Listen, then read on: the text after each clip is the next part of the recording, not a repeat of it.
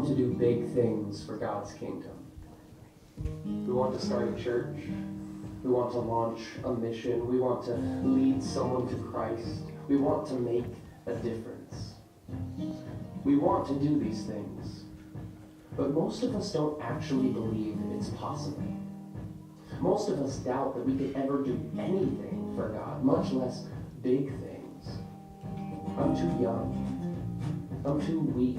I'm too little. I'm just one person. Most of us severely underestimate the power that little things have to make a big difference. When I look at the scriptures, though, it becomes painfully obvious that little people can live gigantic lives. Little actions can have a huge impact. Little words can leave a lasting impression, and little things can make a big difference. If you've ever doubted the power of the little things, then I've got a few friends you should talk to. Talk to the mustard seed, who, though it is the smallest of all seeds, when it grows, becomes the largest of garden plants. Talk to Abraham, who was one man, but gave birth to an entire generation. Talk to Moses, whose tiny action of raising his staff out over the water parted the Red Sea, allowing God's people to walk into freedom.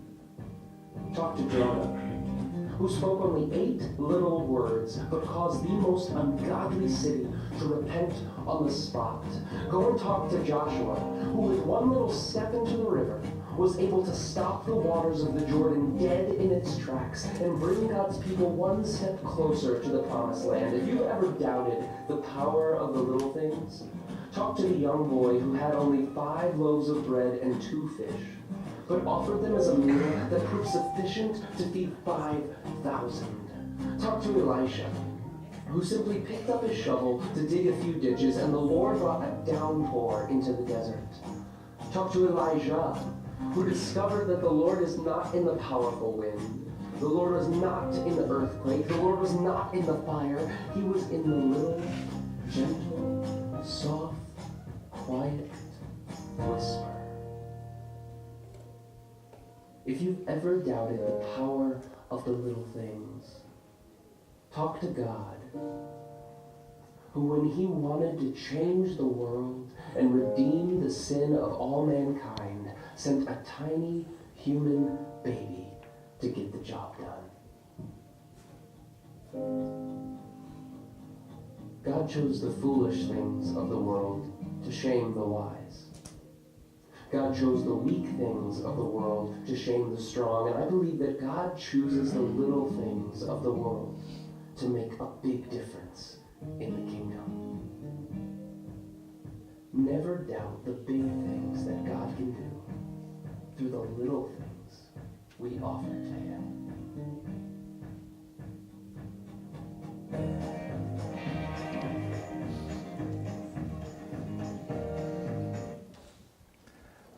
That's such a cool video, I think. So first of all, I just want to say thank you to everyone here for the opportunity to come and speak today. It really means a lot to me. And I would like to start off with a story, if that's all right with you all this morning. So there was a little girl named Faith, and she was 8 years old. Faith had a big heart and an even bigger thirst for life. Her dream was to make a difference and to change the world and to save the lives of millions in need.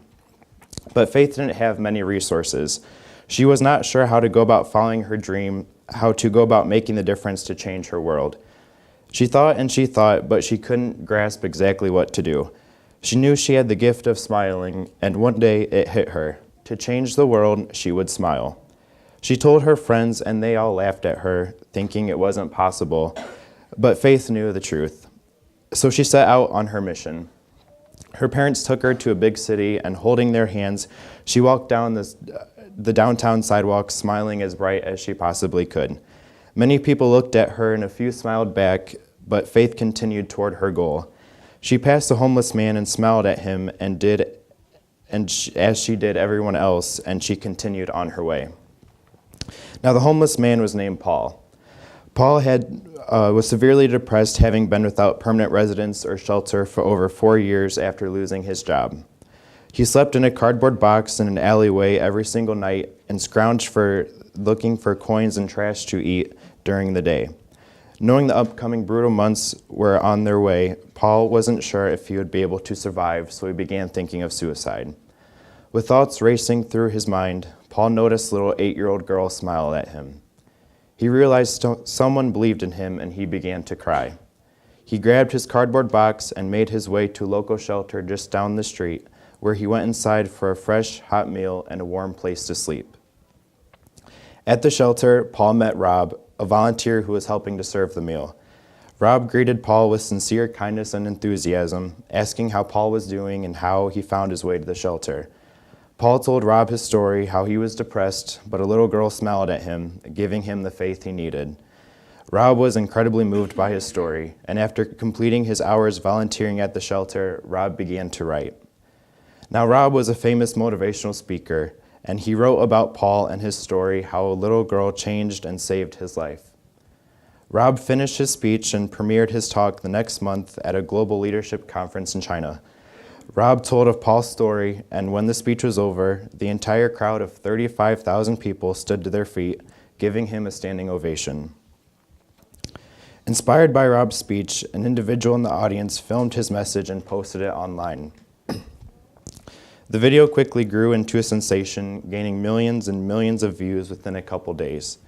Users' comments on the video were in the tens of thousands, ranging from "this speech is exactly what I needed to hear" to "this message saved my life."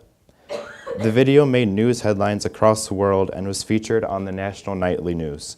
A little girl named Faith was watching the news with her parents when she saw the clip about a man named Rob who gave a speech about a man named Paul whose life was changed by a little girl named Faith.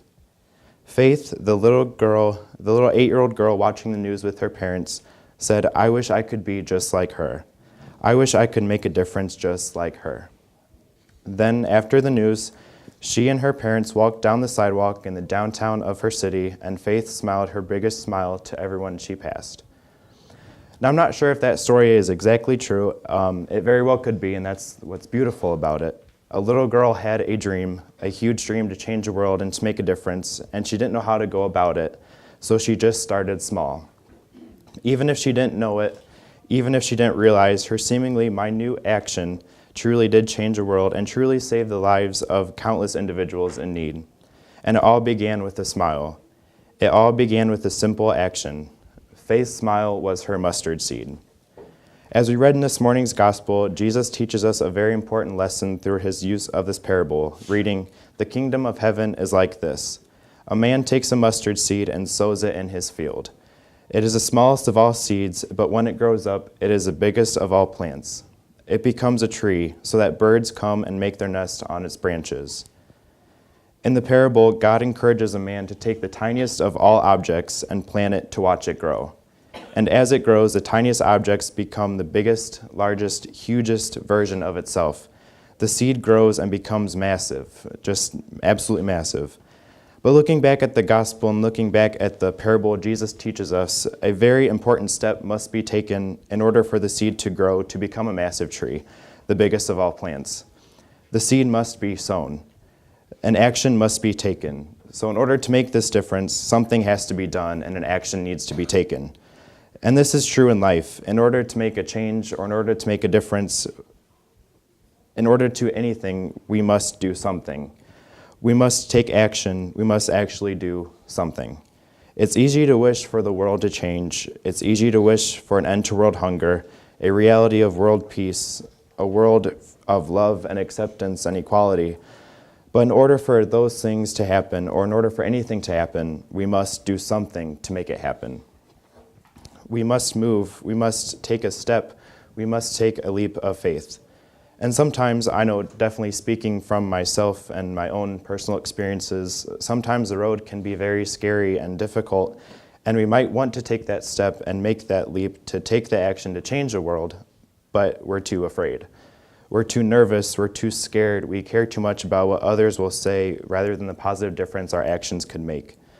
And this fear becomes paralyzing and it stops us in our tracks, keeping us from sowing the seed when it doesn't even create an opportunity to become a huge, massive tree.